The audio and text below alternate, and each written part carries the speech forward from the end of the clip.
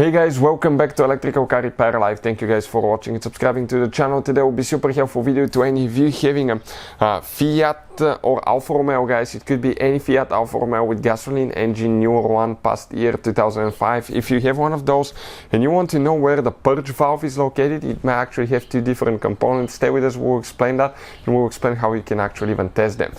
Before we start, let me tell you a little bit about us. Every single car we get here at the garage, we try to make at least 200 to 300 free repair videos. Why we do that? Because our mission in the shop is to save you as much money as we can. I want you guys in return, please subscribe to the channel, like the videos, that way we can keep making these absolutely free videos.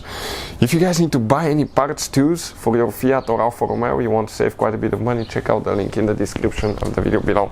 That's where we get all our tool supplies from and you can save a ton of money. So with that being said, let's explain what we have specifically here. This is a Fiat 500 Abarth.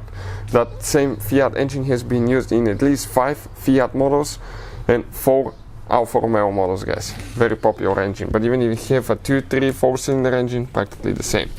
If you come to the intake manifold side on your engine, that's where the engine gets its air and fuel from. This is the exhaust side.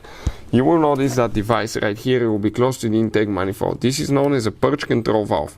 The purpose of that valve, guys, okay, what it actually does, this valve will collect, you will have a special device by the fuel tank that will collect the gasoline vapors, fumes, and when you have enough pressure it will open and inject, guys, okay, they will come through that hose and it will inject them on the backside in the intake manifold. The fuel vapors will go through the engine, burn and give you extra efficiency. The car will not be polluting the atmosphere, so it's a win-win situation.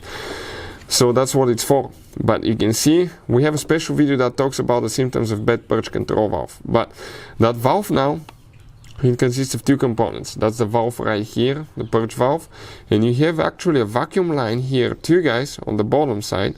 And what this one actually do, okay, it's controlled by vacuum as well. You have a solenoid on the bottom, so it consists of 2 components, often on Fiat and Alfa Romeo, not always but quite often. And if you come right here, okay, on the back side of the engine we're now, okay, this is the purge valve that we saw on top right there, and that's the solenoid, that's the vacuum line that goes through it to activate it.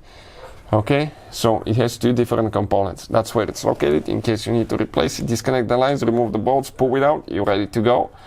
If you want to see how to test purge valve, we'll have the video on the channel that will teach you how to test purge control valve. Hopefully the video will be helpful. Thank you for watching and see you guys next time.